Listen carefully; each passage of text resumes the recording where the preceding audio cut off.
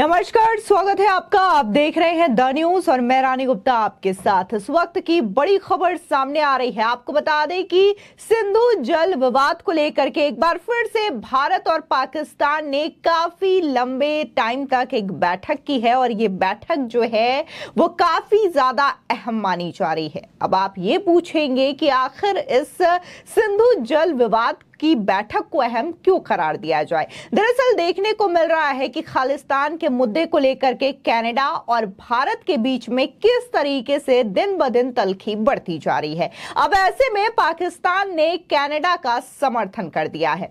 अब जिस तरीके से ये मीटिंग बुलाई गई है उसको लेकर के ये कहा जा रहा है कि जिस सिंधु जल संधि को लेकर के लंबे समय से विवाद आ रहा है, तो क्या अब इसे मोदी सरकार रद्द कर देगी, क्योंकि पाकिस्तान का जो रवैया है वो इस वक्त कनाडा के फेवर में है और कहीं ना कहीं पाकिस्तान के द्वारा दुख भी प्रकट किया गया है खालिस्तानी आतंकी निज्जर की हत्या को लेकर के। तो ऐसे में ये सवाल उठ रहे हैं और इस सवाल को लेकर के पूरी तरीके से लोगों के बीच में कौतूहल है ये जानने का कि आखिर सिंधु जल विवाद को लेकर के ये अहम मीटिंग अचानक से भारत और पाकिस्तान के बीच आयोजित क्यों की गई। बता दें कि पाकिस्तान और भारत ने लंबे समय से चल रहे सिंधु जल विवाद पर एक तटस्थ विशेषज्ञ कार्रवाई की बैठक में भाग लिया। यह बैठक 20 और 21 सितंबर 2023 को वियना में हुई, जिसका नेतृत्व जल संसाधन विभाग के सचिव के प्रतिमंडल ने किया है।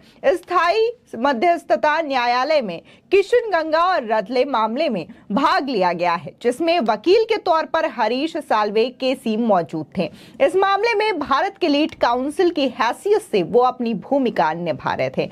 आपको बता दें कि यह बैठक सिंधु जल संधि को ध्यान में रखते हुए की गई है। भारत के अनुरोध पर नियुक्त तटस्थ विशेषज्ञ द्वारा यह बैठक बुलाई गई थी और इसमें भारत और पाकिस्तान के प्रतिनिधियों ने भाग लिया। बैठक में किशनगंगा और रतले पनबिजली परियोजना पर ध्यान केंद्रित किया गया है। आपको बता दें, दरअसल भारत कनाडा विवाद में पाकिस्तान की भी एंट्री हो गई है।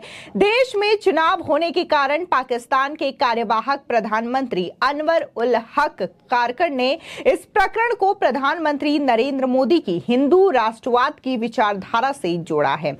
यूएन काउंसिल में हिस्सा लेने के दौरान न्यूयॉर्क में काउंसिल ऑफ फॉरेन रिलेशंस में कारकर ने कहा है कि हिंदुत्व के ये विचारक लगातार प्रोत्साहित होते जा रहे हैं। उन्होंने कनाडा की धरती पर निज्जर की हत्या को भी दुखद बताया है। अब ऐसे में जिस तरीके से पाकिस्तान पूरी तरीके से दिख रहा है कि कैसे कनाडा का फेवर कर रहा है और खासकर खालिस्तानियों को समर्थन दे रहा है और निज्जर की हत्या में भी दुख जताता हुआ नजर आ रहा है।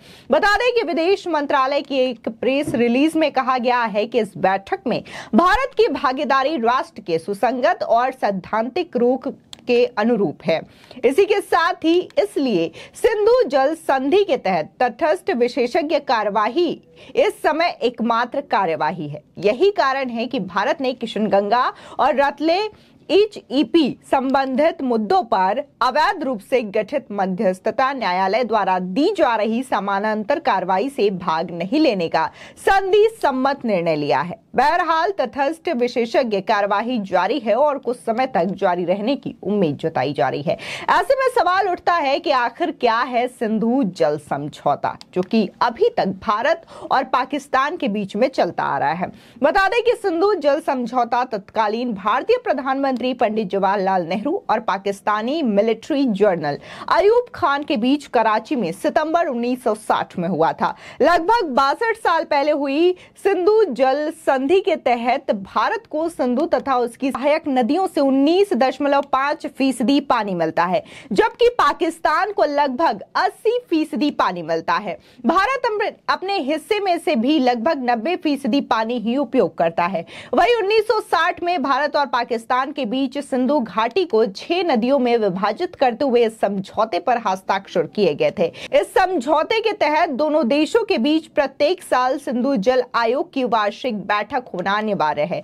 सिंधु जल संधि को लेकर पिछली बैठक 30-31 मई 2022 को नई दिल्ली में हुई। इस बैठक को दोनों देशों ने सौहार्दपूर्ण बताया था। वहीं पूर्वी नदियों पर भारत का अधिकार है, जबकि पश्चिमी नदियों को पाकिस्तान के अधिकार में दे दिया गया है। इस समझौते समझौते की मध्यस्थता विश्व बैंक ने की थी। बता दें कि भारत को आवंटित 3 पूर्वी नदियां सतलज, ब्यास और रावी के कुल 168 मिलियन एकड़ फुट में से लगभग 33 मिलियन एकड़ फीट वार्षिक जल भारत के लिए आवंटित किया गया है। भारत अपने हिस्से का लगभग 90% ही उपयोग करता है, बाकी बचा हुआ पानी पाकिस्तान चला जाता है, जबकि पश्चिमी नदियां जैसे कि सिंधु, झेलम और चिनाब का लगभग 135 मिलियन एकड़ फीट वार्षिक जल पाकिस्तान को आवंटित किया गया है। आपको बता दें, दरअसल सिंधु जल प्रणाली में मुख्य नदी के साथ साथ 5 सहायक नदियां भी शामिल हैं और इस नदियों में रावी, व्यास, सतलज, झेलम और चिनाब है। ये नदियां सिंधु नदी के बाएं बहती है, वहीं रावी, व्यास और सतलज को पूर्वी नदियां, जबकि चिनाब, झेलम और सिंधु को पश्चिमी नदियां कहा जाता है। इन नदियों का पानी भारत और पाकिस्तान दोनों के लिए काफी ज्यादा महत्वपूर्ण है। आपको याद दिला दें कि अभी हाल ही में जिस तरीके से पुलवामा हमला हुआ था, उसके बाद भारत के तत्कालीन परिवहन और जल मंत्री नितिन गडकरी ने एक पोस्ट किया था, जिसमें उन्होंने कहा था कि भारत सरकार पाकिस्तान जाने वाले अपने हिस्से के पानी को रोकने का फैसला करती है। हम पूर्वी नदियों के पानी को डाइवर्ट कर जम्मू कश्मीर और पंजाब में अपने लोगों को इसकी आपूर्ति करेंगे। आपको बता दें, इसके अलावा गडकरी ने उत्तर प्रदेश में कई जल परियोजनाओं का उद्घाटन करते हुए कहा था कि हमारी 3 नदियां पाकिस्तान में बहती है, इसलिए हमारे हिस्से का पानी पाकिस्तान में जा रहा है। अब हम एक परियोजना बनाने और नदियों के पानी को यमुना में मिलाने की योजना बना रहे हैं। जिस तरीके से लगातार सिंधु जल विवाद को लेकर के मामला हर बार देखने को मिलता है, हर बार एक नई बैठक का आयोजन किया जाता है, भारत बार बार पाकिस्तान को चेतावनी देता है इस मामले को लेकर के, लेकिन बार बार पाकिस्तान इन हरकतों से बाज नहीं आता। और एक बार फिर से जब पूरी दुनिया में इस वक्त कनाडा अलग थलग पड़ गया है और लोग जो है भारत का समर्थन कर रहे हैं, अभी हाल ही में चाइना ने भी भारत का समर्थन किया था कनाडा विवाद को लेकर के, लेकिन इस बीच पाकिस्तान जो है वो कनाडा का समर्थन कर रहा है और इस लिहाज से यह बैठक भी काफी ज्यादा अहम माना जा रहा था, जो कि विनाया में हुआ है सिंधु जल विवाद को लेकर के। फिलहाल जिस तरीके से खालिस्तानी मुद्दा जो उठा है कनाडा में निज्जर की हत्या मामले को लेकर के, ये दिन ब दिन बढ़ता जा रहा है और लगातार भारत सरकार भी इसको लेकर के सख्त रवैया अपनाते हुए नजर आ रहा है। तमाम डिप्लोमेट्स हो या फिर वीजा हो, इन तमाम चीजों को लेकर के भारत ने बड़ा एक्शन लिया है और सीधे तौर पर अब तो यह भी कह दिया गया है कि वाकई में अगर कनाडा को लगता है कि निज्जर की हत्या में भारत की जांच एजेंसी रॉ का हाथ है, तो इस मामले को लेकर के वो सबूत पेश करे ताकि दुनिया भर के तमाम देश इस चीज को देख सके, अन्यथा इस तरीके के बेबुनियाद आरोप लगाना कनाडा बंद कर दे। फिलहाल इस खबर को लेकर के आपकी क्या राय है, हमारे कमेंट सेक्शन में जरूर बताएं। आगे की और भी अपडेट के लिए चैनल को सब्सक्राइब करना ना भूलें।